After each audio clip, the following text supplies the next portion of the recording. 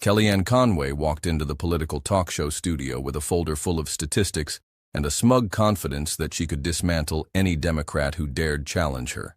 What happened in the next 18 minutes left the former White House counselor speechless and may have shattered her reputation as the queen of political spin forever.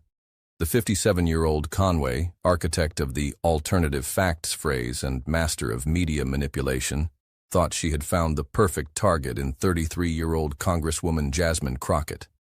Fresh-faced, relatively new to national politics, and representing a deep blue district in Texas, Conway saw her as easy prey. She had prepared talking points about crime statistics, economic data, and constitutional law, ready to corner the young Democrat with what she called inconvenient truths. But Conway made a fatal mistake. She underestimated the woman sitting across from her. Jasmine Crockett wasn't just another politician. She was a former civil rights attorney, a quick-thinking debater, and someone who had spent years fighting battles in courtrooms where facts actually mattered. When Conway launched her attack, expecting another media victory, she instead walked directly into a buzzsaw that would leave her questioning everything she thought she knew about political combat. Before we dive into this incredible showdown, make sure to hit that like button and subscribe so you never miss these explosive political moments that define our times. Trust me, you won't want to miss what happens next. To understand the magnitude of what was about to unfold, you need to know exactly who these two women are and why this confrontation mattered so much. Kellyanne Conway had built her entire career on being the smartest person in the room. As the first woman to successfully manage a winning presidential campaign, she had earned her stripes by outmaneuvering seasoned politicians and hostile journalists alike. Her weapon of choice was data, carefully selected statistics, polling numbers, and constitutional interpretations that she wielded like a sword to cut down opponents.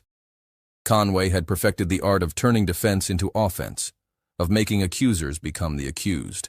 For over 4 years in the White House, she had been the ultimate loyalist, defending every policy and explaining away every controversy. Even after leaving government, she remained a formidable media presence, someone who could turn any interview into a masterclass in political maneuvering. Conway had faced down veteran reporters, seasoned senators, and hostile crowds.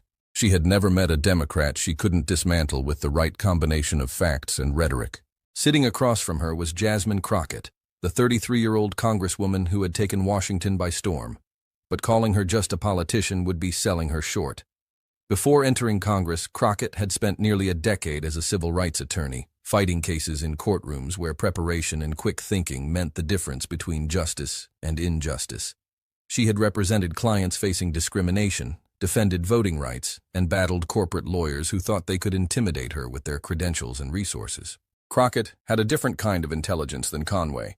Not the poll-tested, focus-grouped wisdom of a political consultant, but the razor-sharp analytical mind of someone who had to win arguments based on law, not spin. She had joined Congress with a reputation for asking tough questions during committee hearings, for cutting through political nonsense to get to the heart of issues.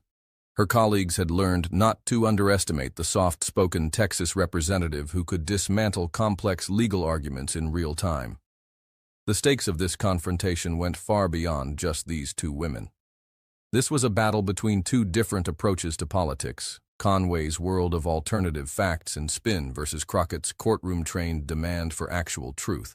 It was experience versus youth, establishment versus outsider, rhetoric versus substance. Millions of Americans watching would see which approach truly held more power when tested under pressure. What neither woman knew was that this 18-minute exchange would become a defining moment for both of their careers, a clash that would be studied, memed, and remembered long after the cameras stopped rolling. The tension began the moment both women settled into their chairs. Conway sat with the confident posture of someone who had done this dance 1,000 times before. Her blue blazer was perfectly pressed, her blonde hair immaculately styled, and her folder of prepared materials strategically placed within easy reach. She had that slight smile that political veterans develop, the look of someone who knows they're about to dominate. Crockett, by contrast, appeared almost casual in her approach.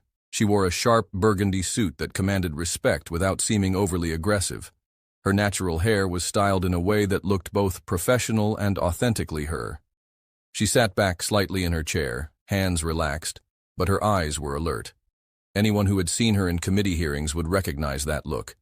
It was the expression of a lawyer listening carefully, waiting for the right moment to strike. The host introduced both women, highlighting Conway's experience as a former White House counselor and Crockett's role as a rising star in the Democratic Party. The pleasantries lasted exactly 37 seconds before Conway made her first move. "You know, I think it's important that we deal with facts here today," Conway began, opening her folder with practiced precision. "I know Congresswoman Crockett likes to talk about justice and equality, but let's look at what her policies actually produce." She pulled out her first document, holding it up for the camera. Crime statistics from major cities with Democratic leadership show a clear pattern of failure. Conway rattled off numbers with the confidence of someone who had memorized them specifically for this moment. Murder rates in Chicago, theft statistics from San Francisco, drug-related arrests in Portland. She painted a picture of Democratic policies creating chaos and endangering innocent Americans. Her delivery was smooth, professional, and seemingly unshakable. "These aren't opinions, Congresswoman," Conway continued, her voice taking on that slightly condescending tone that had made her famous. "These are federal crime statistics, Department of Justice reports, data that your colleagues seem to ignore when it doesn't fit their narrative." The camera caught Crockett's reaction, or rather, her lack of one. While many politicians would have immediately jumped to defend their party or deflect to other issues, Crockett simply listened. She didn't interrupt, didn't show frustration, didn't even shift in her seat. Her expression remained neutral, almost curious, as if she were watching an interesting performance. Conway interpreted this silence as victory and pressed her advantage. She moved on to economic data, pulling out charts and graphs that she claimed showed the failure of progressive policies. She cited unemployment